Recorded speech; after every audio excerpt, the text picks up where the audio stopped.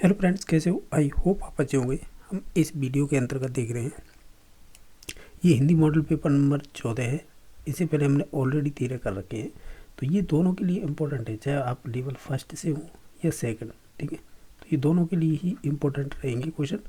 तो देख लेते हैं। इसमें आपके जैसे 30 क्वेश्चन हैं, उनमें से आपको मालूम होगा 15 क्वेश्चन तो ग्रामर के पूछे जाते हैं, 15 क्वेश्चन टीचिंग मेथड से। इस प्रकार ये 30 क्वेश्चन रहेंगे। शुरुआत करते हैं। ये आपको एक पैसेज दे रखा है, इसे आप पढ़ लीजिएगा। इसके आधार पर ही आपसे क्वेश्चन पूछे जाएंगे। ठीक है, तो जैसे देख रहे होंगे आप, इनमें जो क्वेश्चन बने हैं वो इस प्रकार पूछे हैं। जो आपका पहला क्वेश्चन है कि निम्न में से तत्सम शब्द कौन सा है। तो तत्सम शब्द वे शब्द होते हैं जो संस्कृत से सीधे हिंदी में आ गए हैं। ठीक है, इसका राइट आंसर 1 नंबर ऑप्शन हो जाएगा। जो मुख्य है ना, ये तत्सम शब्द है। बाकी ईक, पांत और पापड़, ये तीनों ही आपके तद्भव रूप हो जाएंगे। ठीक है, तो इस प्रकार इसका ऑप्शन नंबर हम ये कहेंगे कौन सा सही हो जाएगा, 1 number option. Question number second है कि निम्न में विदेशी शब्द कौन सा है। अगर इसे देखें तो इसमें हो जाएगा, देखिए, जब पेड़, खंड और तालाब, ये तो तीनों ही आपके देसी शब्द हो जाएंगे, और जो आपका खुद है ये आपका विदेशी हो जाएगा। तो ऑप्शन नंबर 4 सही हो जाएगा। क्वेश्चन नंबर 3 है कि जमीन का पर्यायवाची नहीं होगा। तो जमीन का पर्यायवाची पृथ्वी हो जाएगा, धरती हो जाएगा, और आपका रसा भी हो जाएगा, लेकिन बिटप नहीं होगा। तो ऑप्शन नंबर 3 सही हो जाएगा।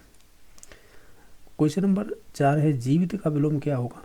अगर ऑप्शन सभी देखें तो हम ये कहेंगे जीवित का तो मृत हो जाएगा। तो ऑप्शन नंबर 4 सही हो जाएगा। क्वेश्चन नंबर 5 है किस शब्द में प्रत्यय नहीं है।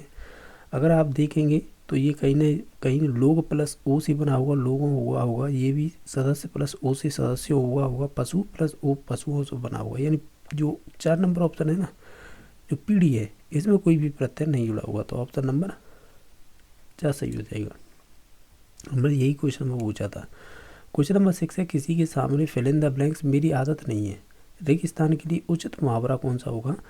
तो हम ओवरऑल देखें तो हम ये कहें किसी के सामने हाथ फैलाना मेरी आदत नहीं है। तो ऑप्शन नंबर 3 है, ऑप्शन सही फिट बैठ रहा है, और यही मुहावरा हो जाएगा।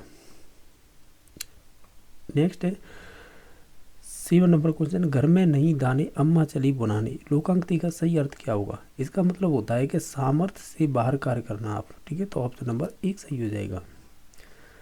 ये कह रहा है सही विराम चिन्हों वाला वाक्य कौन सा है इसमें से।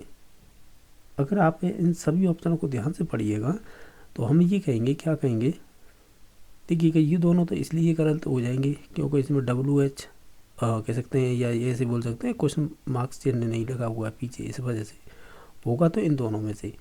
तो हम ये कहेंगे, क्या कहेंगे कि देखिए, कहाँ जब लिखते हैं ना तो इस पर ये वाली मात्रा आती है ऊपर, यानी कह सकते हैं ऑप्शन नंबर 1 सही हो जाएगा। इसमें ये मात्रा नहीं दे रखी थी, इस वजह से 1 नंबर ऑप्शन सही हो गया। इसके अलावा नेक्स्ट क्वेश्चन नंबर देख लेते हैं।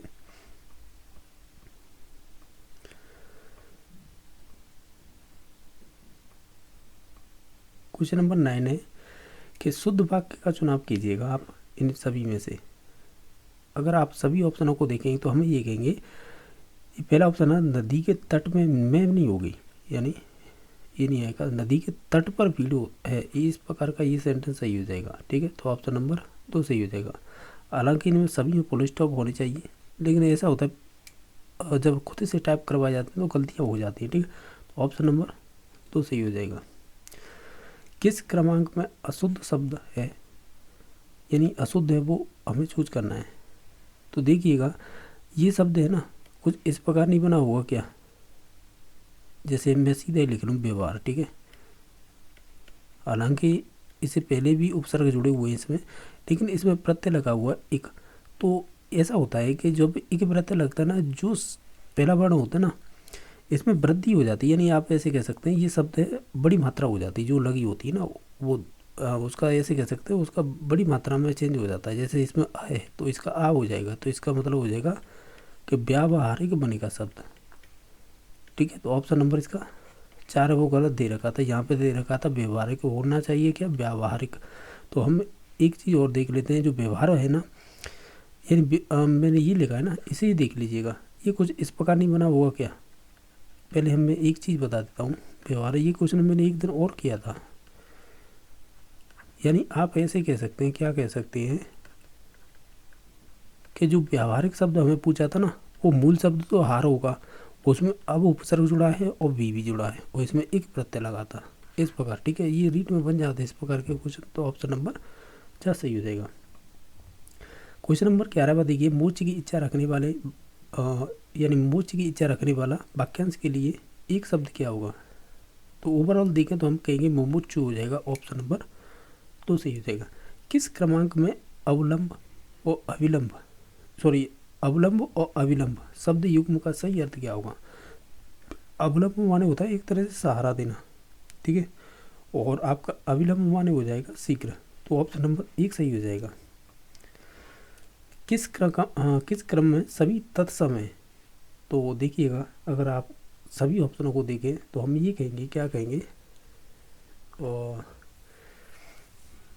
इसमें 4 नंबर ऑप्शन हो जाएगा, यति, यब और यरा, ये सभी हैं तत्सम शब्द हैं, ठीक है, तो इस प्रकार ऑप्शन नंबर 4 सही हो जाएगा। हालांकि इनमें बहुत सारे ऐसे भी तत्सम शब्द दे रखे हैं जो पहचान में आ रहे हैं कि हम डायरेक्टली लगा सकते थे, लेकिन इसमें क्या है कि कुछ देसी शब्द भी दे रखे हैं, कुछ विदेशी, उस हिसाब से देखो ये तत्सम हो जाएगा, ये भी तत्सम है, ये भी तत्सम है, तो इस प्रकार है, लेकिन कंप्लीट ऑप्शन नहीं दे रखे हैं, इस वजह से हम 4 नंबर पर गए हैं कि इसमें सभी दे रखे हैं तत्सम। 14 नंबर है, निम्न में से कौन सा शब्द है जो सरस्वती का पर्याय नहीं है, यानी एक तरह से पर्यायवाची शब्द नहीं है? तो देखिएगा, कमला है ना, ये नहीं होगा, बाकी शारदा, वाग्देवी और आपकी भारती, ये सभी सरस्वती के पर्यायवाची हो जाएंगे। जो नहीं हुआ वो हो जाएगा 4 नंबर ऑप्शन। पूर्वगामी का विलोम क्या होगा? तो देखिएगा, अगर देखें तो इसका होगा पश्चिमगामी, यानी पूर्व माने पुरानी, पश्चिम माने बाद में, तो इस प्रकार ऑप्शन नंबर 1 सही हो जाएगा। क्वेश्चन नंबर आपका नेक्स्ट है 16वें नंबर का। इसमें पूछा है, बच्चों को समृद्ध भाषिक परिवेश उपलब्ध कराने में कौन सहजता से योगदान दे सकता है या दे सकती है? इसमें से ऑप्शन में से चूज करना है, तो वो देगी स्वयं शिक्षक का भाषा प्रयोग, ठीक है, तो ऑप्शन नंबर 2 सही हो जाएगा, ठीक है, तो ऑप्शन नंबर 2 ही सही हो जाएगा। नेक्स्ट है, पाठ्य पुस्तक की भाषा कैसी होनी चाहिए? तो हम ये कहेंगे बच्चों के जो घर या उसके समुदाय यानी और पास में जो भी भाषा बोली जाती है उससे मिलती जुलती होनी चाहिए, तो ऑप्शन नंबर 1 सही हो जाएगा। क्वेश्चन नंबर नेक्स्ट देखते हैं, जो 18वें नंबर का क्वेश्चन है वो इस प्रकार पूछा है कि प्राथमिक स्तर यानी प्राइमरी लेवल पर भाषा सिखाने से क्या तात्पर्य होता है? हम ओवरऑल सभी ऑप्शनों को देखेंगे तो हम कहेंगे भाषा प्रयोग सिखाना होता है, तो ऑप्शन नंबर 4 सही हो जाएगा। प्राथमिक स्तर पर हिंदी भाषा शिक्षण के लिए सबसे अधिक महत्वपूर्ण क्या होगा? अगर सभी ऑप्शनों को ध्यान से देखें तो हम कहेंगे भाषा प्रयोग के अवसर, ऑप्शन नंबर 3 सही हो जाएगा। भाषा के बारे में कौन सा कथन उचित होगा? तो हम ये कहेंगे भाषा एक नियमबद्ध व्यवस्था होती है, तो ऑप्शन नंबर 2 सही हो जाएगा। क्वेश्चन नंबर 21 है, आदर्श हिंदी शिक्षक के लिए आवश्यक है, तो हम ये कहेंगे कि ये सभी चीज़ें होनी चाहिए, यानी उसे व्याकरण का ज्ञान हो, हिंदी साहित्य का भी ज्ञाता हो, शुद्ध उच्चारण भी होता हो, उपयुक्त सभी इसका राइट आंसर हो जाएगा। क्वेश्चन नंबर नेक्स्ट है, नाटक शिक्षण की उपयुक्त विधि कौन सी है? तो नाटक शिक्षक की यानी शिक्षण की जो उपयुक्त विधि मानी जाएगी, इनमें से देखा जाए तो देखो रंगमंच और कच्चा अभिनय, इन दोनों में से एक होगी, तो हम भी जाएंगे कच्चा अभिनय प्रणाली पर, ठीक है, तो ऑप्शन नंबर 1 सही हो जाएगा। क्वेश्चन नंबर नेक्स्ट है जो है 23 नंबर, निम्न में से कौन सा पाठ्य पुस्तक का गुण नहीं है? इनमें से देखिएगा, सौदेश्यता होनी चाहिए, उपयुक्तता भी होनी चाहिए, क्रमबद्धता, लेकिन अशुद्धता नहीं होनी चाहिए, तो ऑप्शन नंबर 3 सही हो जाएगा। ये कह रहा है कि उच्च प्राथमिक स्तर पर कहानी व कविता पढ़ाने के बाद यह जरूरी है कि बच्चे क्या करें? तो इसके लिए ऑप्शन दे रखे हैं, वो इधर देख लेते हैं।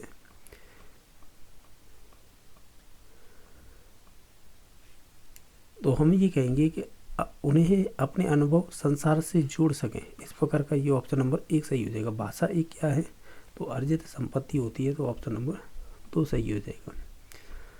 क्वेश्चन नंबर 26 है, भाषा शिक्षण में बहुमुखी प्रयास का अभिप्राय क्या होता है? तो हम ये कहेंगे ये अनेक अध्यापकों द्वारा भाषा शिक्षण होगा, तो ठीक है, ऑप्शन नंबर 1 सही हो जाएगा। अनुकरण विधि रचना के लिए उपयुक्त है, तो हम ये कहेंगे ये आपकी अनुकरण विधि, तो देखा जाए तो अनुकरण विधि ये उच्च स्तर पर उपयोगी होगी, तो ऑप्शन नंबर 2 सही हो जाएगा। ये रचना पूछी है, इस वजह से ध्यान रखना। अनुकरण विधि तो प्राइमरी लेवल पर भी उपयोगी होगी, लेकिन रचना के आधार पर ये जाएंगे ना तो फिर अपर प्राइमरी पे चले जाएंगे, यानी upper primary means upper level पर, ठीक है। तो ऑप्शन नंबर इसका 2 सही हो जाएगा। क्वेश्चन नंबर नेक्स्ट है, विद्यार्थियों में भाषा के प्रति रुचि के विकास में किस प्रणाली की भूमिका सबसे अधिक होगी। अगर हम सभी ऑप्शनों को देखें तो इसमें से ऑब्जर्वेशन हो जाएगा, यानी अवलोकन, तो ऑप्शन नंबर 1 सही हो जाएगा। भाषा कौशलों की संख्या कितनी है, तो हम ये कहेंगे 4 है। वो है कौन कौन से, LSRW, यानी सुनना, बोलना, पढ़ना, लिखना। नेक्स्ट और लास्ट क्वेश्चन है, श्रुत लेख में किस कौशल पर अधिक विकास होता है। तो ओवरऑल देखें तो हम श्रुत लेख की बात करें तो वो आपका सुनकर लिखना ही होता है, तो फिर इसमें ऐसे ही ऑप्शन बनाए गए हैं, तो इस प्रकार इसका ऑप्शन नंबर 2 सही हो जाएगा, यानी श्रवण और लेखन दोनों ही विकसित होंगे, यानी अधिक विकसित होंगे, तो ये दोनों ही होंगे क्योंकि सुना भी जा रहा है और लिखा भी जा रहा है। तो ऑप्शन नंबर इसका 2 सही हो जाएगा। इस प्रकार हमने ये 30 क्वेश्चन किए हैं। अगर किसी क्वेश्चन को लेकर डाउट है तो कमेंट में बता देना, ठीक है। बाकी वीडियो देखने के लिए धन्यवाद।